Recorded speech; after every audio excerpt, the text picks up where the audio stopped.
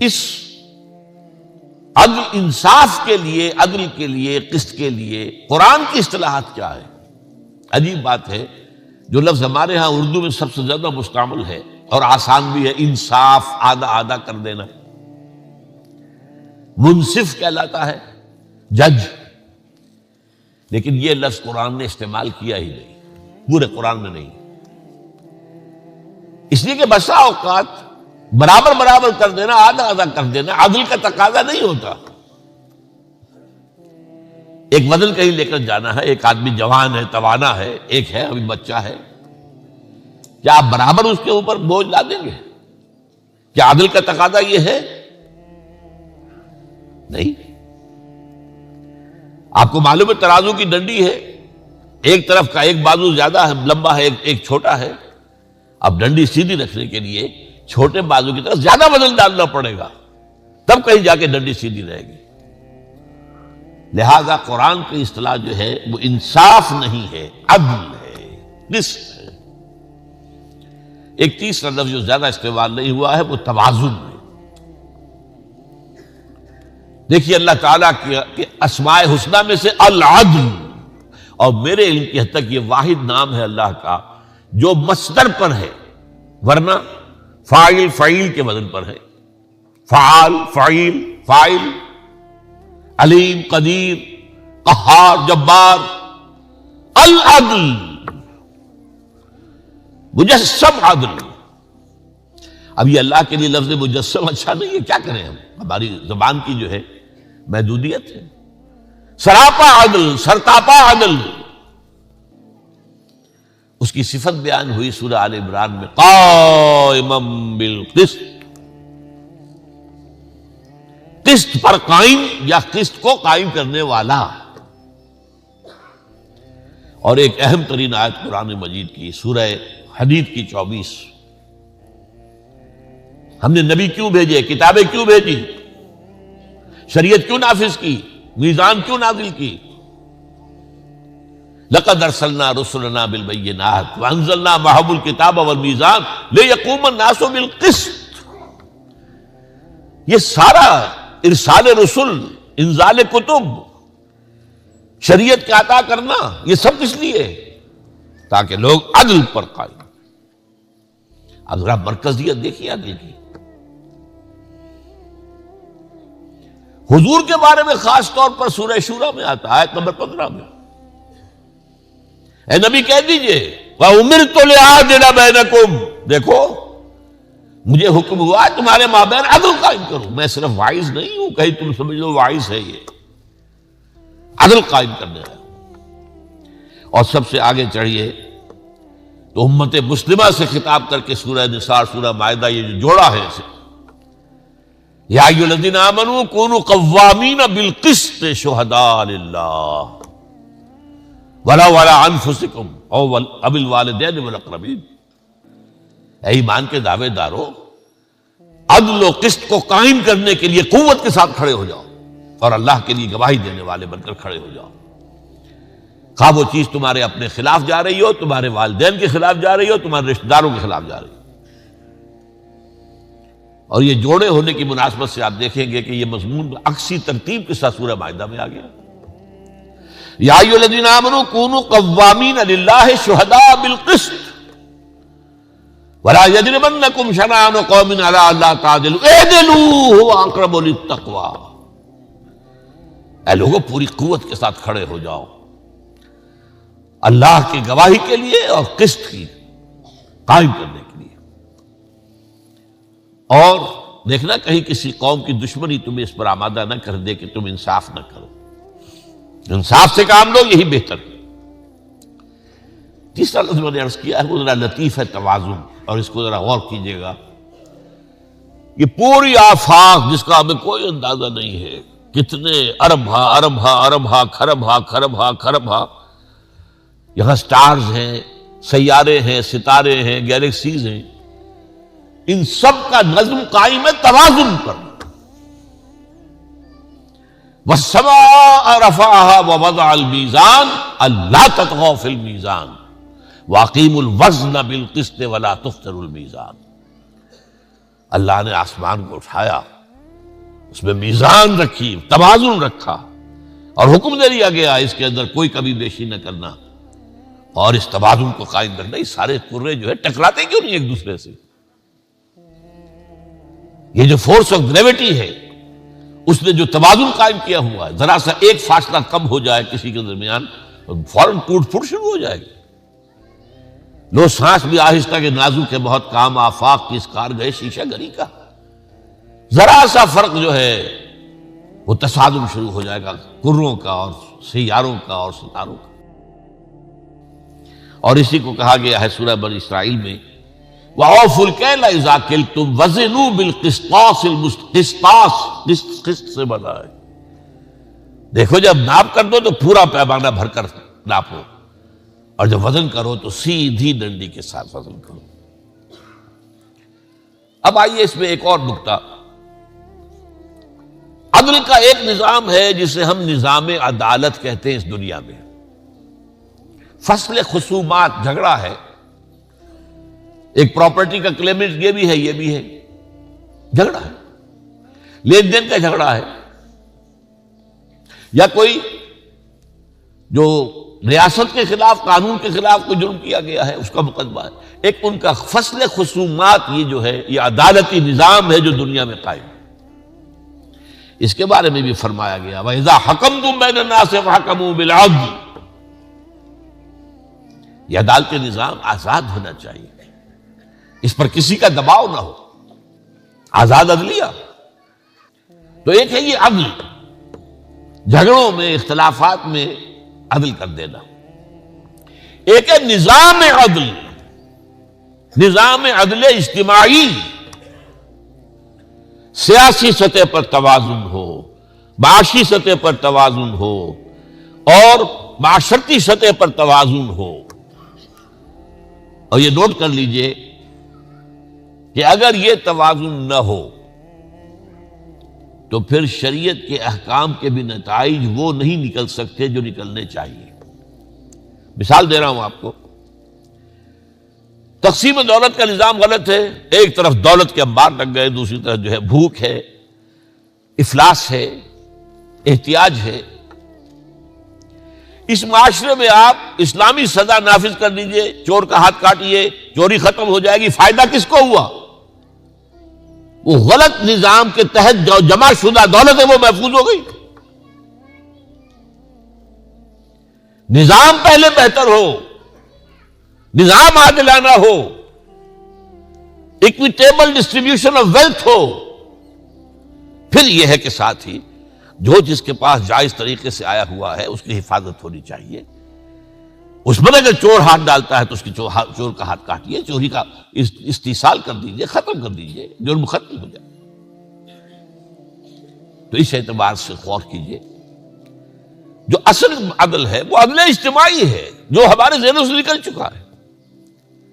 ہمارے یہاں اب بھی جو افغانستان میں بھی طالبان کو موقع ملا تھا تو ابھی عدل اجتماعی جو اسلام کا ہے اس کی طرف کوئی پیش قدمی نہیں ہو سکی تھی، انہیں موقع بھی نہیں ملا تھا۔ میں یہ سمجھتا ہوں، جہاں تک میں سمجھ پایا ہوں اس کی تحریک کو، اور وہ کچھ لوگوں سے مل کر، اور ملا عمر سے بھی ملاقات ہوئی اور ان کے بڑے لوگوں سے، اگر انہیں موقع مل جاتا تو وہ اسلام کا نظام عدل اجتماعی بھی قائم کر دیتے۔ لیکن وہ تو باطل نے دیکھا کہ یہ تو nip the evil in the bud، اس کو تو ختم کرو، ہمارے لیے تو ہمارا نظام تو ختم ہو جائے گا۔ ہے اگر کوئی خطر مجھ کو تو اس امت سے ہے جس کی خاک اس طرح میں ہے اب تک شرار آرزو۔ اس نے کہی اگر اللہ کے دین کو الحذر، آئین پیغمبر سے 100 بار الحذر، اگر وہ آ گیا تو ہمارے شیطانی نظام ختم ہو جائیں گے، نسیہ منسیہ ہو جائیں گے، حباب منصورہ ہو جائیں گے، ان کا وجود نہیں رہے گا۔ لہذا ڈیزی کٹرز کے ذریعے سے جو کاٹا گیا ہے اس کو۔ اب یہ جو سوات میں ہو رہا ہے یہ بھی عام تصور کیا ہے؟ بس یہی چند چیزیں، وہ شریعت کی سزائیں، جو مقدمات ہیں ان کا فیصلہ جو ہے وہ اس کا ایک نظام جو ہے قاضی کا آسانی کے ساتھ اور جلدی سے ہو جائے، وہ جو عدل اجتماعی ہے اس کا تصور تو موجود ہی نہیں۔ ان میں کیا ہوگا؟ ہمارے اچھے اچھے پڑھے لکھے لوگوں میں موجود نہیں۔ تو اصل چیز ہے عدل اجتماعی یا نظام عدل اجتماعی۔ اب میں آپ سے عرض کروں کہ یہ جو تین میں نے آپ کے سامنے رکھے ہیں، ان کے ضمن میں نوع انسانی افراط و تفرید کا شکار ہے، انتہا پسندی میں مبتلا ہے، افراط و تفرید کے دھکے کھا رہی ہے۔ اس کے اندر ایک ارج تو ہے، یہ انسان کی فطرت کی پکار ہے، وہ رہے گی۔ عادلانہ نظم ہونا چاہیے، انصاف پر مبنی نظام ہونا چاہیے، لیکن وہ ہے کہاں نظام؟ اسی تلاش میں آپ کو معلوم ہے فرینچ ریولوشن آیا، بادشاہت ختم ہوئی۔ یہ کیا ہے؟ یہاں کیا پہنچتا ہے؟ جاگیرداری ختم ہوئی۔ جیسے ہمارے ہاں ہوتے تھے 30,000 منصبدار، 50,000، وہی وہاں تھے، لارڈز تھے، بیرنز تھے، پوری دنیا میں ایک نظام تھا۔ کسان پسا ہوا ہے، خون پسینہ اس کا ہے، عیش محل والے کر رہے ہیں۔ عیش جو ہے بنا ہے عیش تجمل حسین خان کے لیے، وہ جاگیرداروں کے لیے ہے، بادشاہ کے لیے ہے، حالانکہ خون پسینے کی کمائی جو ہے وہ کسان کی ہے۔ ظاہر بات ہے یہ اس سے انسان نکلا، بغاوت کی۔ یہ فطرت کی بغاوت تھی، یہ فطرت تھی جو والٹیئر اور روسو کی زبان پر بول رہی تھی، جس سے کہ آگ لگ گئی۔ انقلاب آیا، لیکن چونکہ اس کے ساتھ ہی صنعتی انقلاب بھی آ گیا، اور دولت کے نظام میں کوئی غلطی جو ہے وہ اصلاح نہیں ہوئی تھی، لہذا وہ سرمایہ داری مسلط ہو گئی۔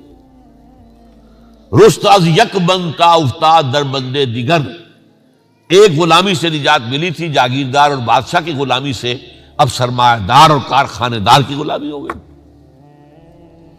اب مزدور خواجہ از خون رگے مزدور سازد لال نام، از جفائے دہ خدایاں کشت دہقانہ خراب، انقلاب انقلاب ہے انقلاب۔ اقبال کہہ رہا ہے سرمایہ دار نے مزدور کی رگوں میں دوڑنے والے سرخ خون سے وہ شراب سرخ جو ہے وہ کشیدگی اور پی رہا ہے، شام کو بیٹھا ہوا کلب کے اندر یا گھر میں، اور زمیندار اور جاگیردار کی جفا سے، ظلم سے دہقان کی کھیتی اجڑی ہوئی۔ انقلاب انقلاب۔ اب یہ کیا ہوا؟ اس سرمایہ داری کے خلاف رد عمل ہوا، ایک اور چھلانگ لگا، ادھر سے ادھر، ادھر سے ادھر۔ وہ کیا ہے؟ کمیونزم، انفرادی ملکیت کی نفی مطلق، فطرت انسانی کے خلاف۔ ایک پارٹی کی ڈکٹیٹرشپ، اب ایک پارٹی مسلط ہو گئی۔ تمہارا کام ہے کام کرو اور ویج لو اور کھاؤ پیو، بس۔ زبان نہیں کھول سکتے، تنقید نہیں کر سکتے، no right of expression, no right of organisation. یہ بدترین غلامی۔ چنانچہ وہ نظام بھی ختم ہوا، اب انسان واپس آیا ہے۔ اب کیا ہے کہ اس سرمایہ داری نے بغلے بجائے، ہم جیت گئے، ہمارا نظام بہترین ہے، ثابت ہو گیا، اینڈ آف ہسٹری۔ بڑی کتاب لکھی گئی۔ گلوبلائزیشن، اب جو ہے سرمایہ داری بڑے خود اعتمادی کے ساتھ، اب گلوبلائزیشن پوری دنیا کے اوپر اس نظام کو قائم کر دینے کے لیے وہ قدم بڑھا رہی تھی، کہ اب نظر آیا کہ آگے بڑھ رہے ہو، پیچھے جو ہے وہ تو تمہارا برباد ہو رہا ہے۔ تمہارا تو اپنا نظام، سرمایہ داری کی جنت۔ امریکہ میں جس طریقے سے ریسیشن آئی ہے، جو وہاں بینکوں کا بیڑا غرق ہوا ہے، اور ادھر جو ہے اب کدھر جائے گا انسان؟ یا تو سوشلزم کی قسم کا کوئی نظام دوبارہ آئے گا، یا انہیں اندیشہ ہے کہ اب اسلام کے آنے کا خطرہ ہے۔ یہی وہ خطرہ ہے کہ جس کی وجہ سے انہوں نے پوری دنیا کے اندر یہ ڈھڈورا پیٹ دیا۔ یہ فنڈامنٹلزم، یہ مسلمانوں کے اندر یہ جو اپنے نظام کی بات کرتے ہیں، جو خلافت کی بات کرتے ہیں، جو نظام کی بات، وہ ہمارے دشمن ہیں، فنڈامنٹلسٹ ہیں، وہ ٹیررسٹ ہیں، انہیں برباد کر کے رہیں گے، ختم کر کے رہیں گے۔ اور یہ باتیں وہ کھل کر کہہ رہے ہیں، انہیں کسی کا ڈر اب ہے ہی نہیں، کیونکہ دنیا یونیپولر ہو چکی ہے۔ وہ تو یہ ہے کہ I am the monarch of all I survey، لہذا پہلے کبھی بائی پولر دنیا تھی تو خیال ہوتا تھا کہ اگر امریکہ کسی ملک کو ناراض کرے گا وہ روس کے حلقہ جو اثر ہے اس میں چلا جائے گا. اب تو پرواہ نہیں, کھل کر کہہ رہے. اس میں قرآن مجید کی ایک آیت ہے سورہ نحل کی, وَعَلَى اللَّهِ قَصْدُ السَّبِيلِ وَمِنْهَا جَائِرٌ. اس کا بہت عمدہ نقشہ کھینچا ہے مولانا مودودی نے اپنی تفہیم القرآن کے اندر, کہ راستہ ایک تو سیدھا راستہ جا رہا ہے, یہ دنیا میں صراط مستقیم ہے, اور اس کے اندر بعد میں یہ الصراط پل صراط بن جائے گا. ایک ہے ٹیڑھے راستے, ادھر بائیں سے آیا دائیں کو چلا گیا انتہا کو, اس انتہا کو پہنچ کر ادھر واپس آیا پھر اس کو کراس کر گیا صراط مستقیم کو. چونکہ آسمانی ہدایت سے استفادہ نہیں کرنا, لہذا کراس کرتا ہے ہر بار, وہ نقطہ عدل سے گزرتا ہے لیکن اس کو اختیار نہیں کرتا, اور یہ سارے راستے ہوتے ہوتے جہنم میں پہنچا دیتے. اس پس منظر میں نوع انسانی پر نبی اکرم صلی اللہ علیہ وسلم کا عظیم ترین احسان ان جملہ اعتبارات سے عدل و قسط اور توازن و اعتدال پر مبنی مکمل نظام اجتماعی, یہ ہے اصل دین, یہ ہے عظیم ترین احسان, یہ ہے انسان کی سب سے بڑی ضرورت کو پورا کرنا. آج کے انسان کی ضرورت یہ ہے, اس لیے کہ آج یہ دنیا چھوٹی سی ہو گئی ہے, یہ گلوبل ولیج بن گیا ہے, ایک نظام ایک جگہ سے جکڑا جا سکتا ہے پوری دنیا کو. کوشش ہو رہی ہے نیو ورلڈ آرڈر, جس کا خواب یہودیوں نے دیکھا تھا 1776 میں, ادھر امریکہ آزاد ہوا 1776 میں, اور اس کا بینک کا نظام بنایا یہودیوں نے, $1 نوٹ بنایا, اور اس کے اوپر تصویر بنا دی احرام مصر کی, اس پہ ایک آنکھ دجال کی, اور نیچے نووس آرڈس سیکولورم, نیو سیکولر ورلڈ آرڈر, اور اس کی تاریخ 1776 ہے. دنیا ادھر جا رہی ہے. اور آج کا لیے جیسے کہ ابھی عزیزم عاقب سعید کہہ رہے تھے, اللہ حضور کی رحمت للعالمین کا سب سے بڑا مظہر یہ نظام ہے. ورنہ آپ کو معلوم ہے, خود سوچئے, غور کیجئے, توحید تو پہلے دن سے آدم سے مکمل ہے, تمام انبیاء کے ہاں تھی. ہمارے جو ایمانی حقائق ہیں وہ تو تمام رسولوں کے وہی چلے آ رہے ہیں, ان میں تو کوئی کسی کو ہم نہیں کہہ سکتے کوئی ارتقا ہوا ہے. ارتقا ہوا تمدن میں, اس تمدن کی پیچیدگیوں میں, ان پیچیدگیوں سے پیدا شدہ مسائل میں, ان کے نتیجے میں برپا ہونے والی ناانصافیوں میں, ان کی بنا پر وجود میں آنے والے جبر اور استبداد میں. یہاں اگر اللہ تعالی کی طرف سے اس کی رحمانیت اور رحیمیت کا مظہر بن کر آئے ہیں تو وہ محمد رسول اللہ ہیں, رحمت للعالمین بن کر بھیجے گئے. اور اسی کے ساتھ ایک بات اور نوٹ کر لیجئے کہ اس نظام کو حضور نے 23 سال کی نہایت جاں گسل مشقت اور محنت اور قربانی اور ایثار, آپ اور آپ کے صحابہ, محمد الرسول اللہ والذین معہ, اس کے نتیجے میں اس نظام کو بالفعل قائم کر کے دکھایا ہے. اس اعتبار سے میرے الفاظ نوٹ کیجئے, سیرت النبی سے جو اصل ہدایت ہمیں ملتی ہے وہ اس نظام کو قائم کرنے کے طریقہ کار کی ہے. سیرت النبی سے لینے کی اصل شے, باقی جو ہدایت ہے اللہ کی وہ تو قرآن مجید کے اندر آ گئی, پھر اس کی کچھ شرح احادیث نبوی میں آ گئی, مسائل کا حل تو وہاں آ گیا ہے. اصل میں سیرت النبی سے جو کچھ اخذ کرنا ہے, جو سیکھنا ہے, کیونکہ نظام عدل اجتماعی قائم کرنا آسان کام نہیں ہے. شیر کے منہ میں سے نوالا نکالنا, یہ جو مراعات یافتہ طبقات ہیں ان سے لوگوں کے حقوق حاصل کرنا واپس آسان کام ہے. اس کے لیے تو بڑی سخت محنت اور مشقت اور ایثار اور قربانی صبر اور مسابرت، استقامت اور مقاومت کا ثبوت دینا پڑے گا. لیکن اس کے لیے بھی یہ ساری چیزیں بھی ہوں، طریقہ کار درست نہ ہو تو نتیجہ نہیں نکلے گا. اور صحیح طریقہ کار کی سورس واحد وہ سیرت محمدی ہے صلی اللہ علیہ وسلم، واحد.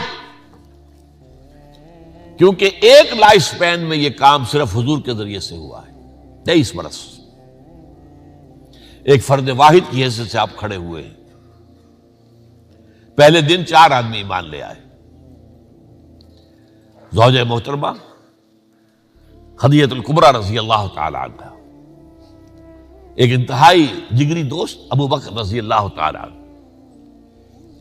اپنے زیر کفالت اور زیر تربیت چچازاد بھائی علی رضی اللہ تعالی عنہ، اپنے غلام جنہیں آزاد کر کے منہ بولا بیٹا بنایا زید بن حارثہ رضی اللہ تعالی عنہ. 1+4 5 بنے. آپ اندازہ کیجئے اس کے بعد 10 برس میں بمشکل 100-125 آدمی. اگلے 10 برس میں ٹوٹل ریولوشن آ گیا. تو میں نے یہ ثابت کیا منہج انقلاب نبوی اپنی کتاب کے اندر، ریولوشن کا طریقہ کار اگر اخذ کرنا تو واحد سورس سیرت محمدی ہے صلی اللہ علیہ وسلم.